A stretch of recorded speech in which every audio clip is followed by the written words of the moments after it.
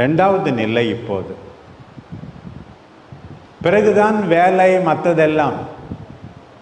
ஒருவருக்குரிய நேரத்தை கொடுக்காமல் வாழ்க்கையை வீணடித்து விடாது.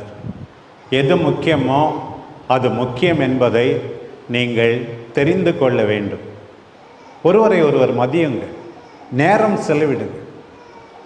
ரெண்டாவது, அந்த கானாவூர் திருமணத்தில் இருந்த வேலைக்காரங்களை நான் உற்று பார்க்க சொல்லுகிறேன்.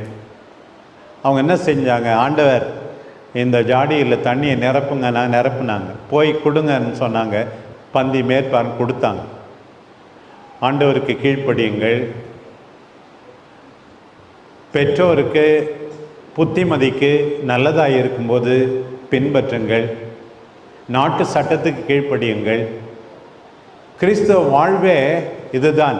ஆண்டவருடைய வார்த்தையை கேட்டு அதன்படி நடப்பது, இதுதானே கிறிஸ்தவ வாழ்வு.